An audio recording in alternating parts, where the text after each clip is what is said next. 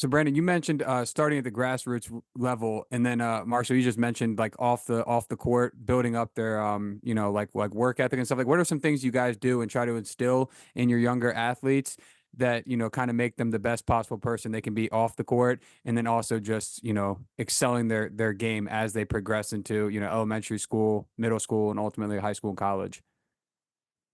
Yeah, Brandon, you take that one. You got the little good, so that's a perfect segue for you. Yeah, I'll start. So, one of the things that we were kind of seeing around the Northern Virginia area is that there's not a lot of basketball related just leagues, classes, fundamentals at that, I'd say 4 to 7 age range. And so the other thing is that also helped is I have a son who's 6 years old. He's actually with me now. He's listening to the podcast.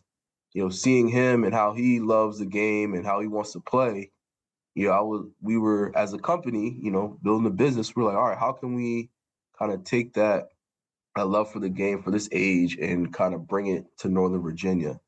And so that sparked the idea of starting the Little Goods, and have some good friends of mine that we started playing in a Manassas league out there, and they have a really good community out there. And just kind of seeing bits and pieces of how they run the league, how they run classes.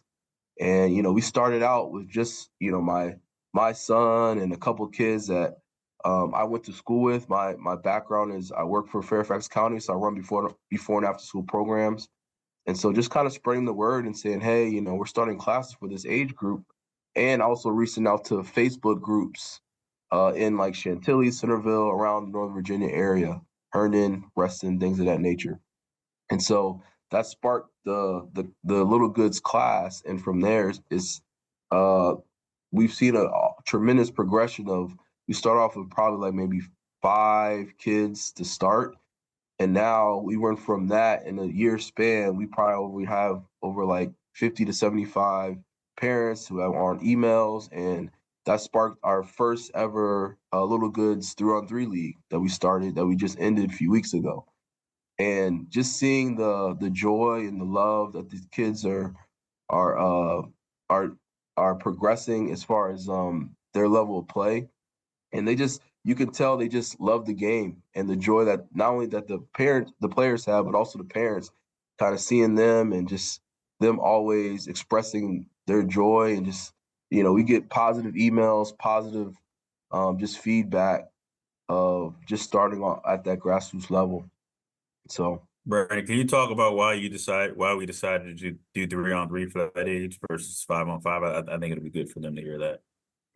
yeah, so my son, outside of just the Manassas League, I also put him in a couple other leagues, particularly I-9 League and things of that nature. And so what I also coach him as well. So what we were noticing was that, you know, during that time, a lot of kids, they've never even picked up a basketball. And the way they kind of, and I'm not trying to knock them, the way they kind of format their classes is they would literally, the first week they would do 30 minutes of practice, and then they do 30 minutes a game. Mind you, I'm meeting a kid who I've just first met, and they don't even know what a travel is, no violate, like they don't even know the rules. And so the other pain point we were seeing was that not only were they not understanding the rules during that 5-on-5 atmosphere, it's kind of chaos. It's a little bit bunch ball, and kids just running with the ball and tackling each other. So what we noticed was, based on those pain points, we were like, all right, let's start a league that we can just do 3-on-3. And the benefits of having 3-on-3 is, one, we're able to teach kids the rules the proper way. One, most players that in a 5-on-5 setting never get the basketball. So it's an opportunity to get them more touches, build more confidence. We're actually teaching them pick and roll at this age, spacing, things of that nature. And also we're able to, kids that never have, even because there's more opportunities, that sparks more confidence in them shooting the basketball and them scoring. And once that happens, parents are joyed and they're loving it. And so all that to say, we've I think this is a great niche that we're able to kind of do and take to the next level. And from there, we're able to just kind of springboard and continue with that. When they reach the next level, when they reach you know, like middle school and high school, kind of distilling like a deeper work ethic and you know, growing their game off the court and you know, as well as on the court. Yeah, absolutely. I think the little goods is going to be a great funnel so that, you know, they get the foundation there, and as they get older, they stick with us. So by the time they're 10, 11, 12, um, we're not having to reteach, um, you know, things they should have learned years ago, but also they have to unlearn a lot of stuff when they haven't really gone through the fundamentals like they should have as well. And I think age 12-ish is when you start to figure out, like, is this something I want to play seriously moving forward? Um, so, you know, the 10 to 11 age is where you start to see some separation. Kids are starting to be able to use their left hand. Um, their shooting form is starting to become more fluid. They're not just kind of chucking the ball up, right?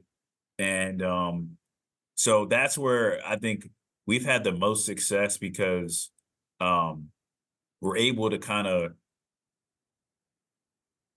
take that what's the word I'm looking for?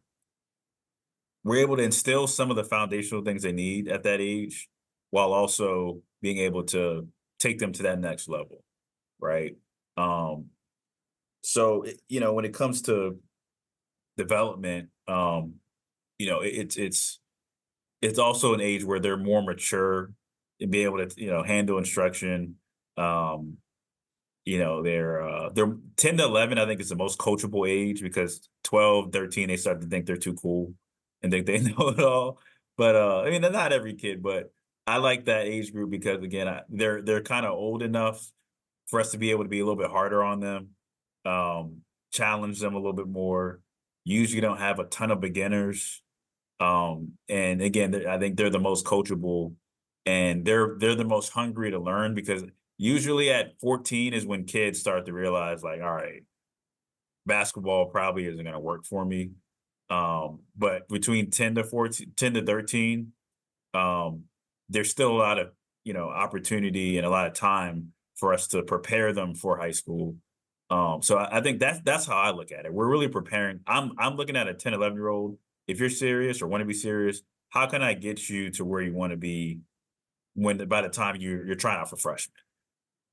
And we've helped a lot of people who were beginners at 10 or 11 or intermediate at, you know, 11, 12, make freshman teams that they probably wouldn't have made it if they didn't work with us.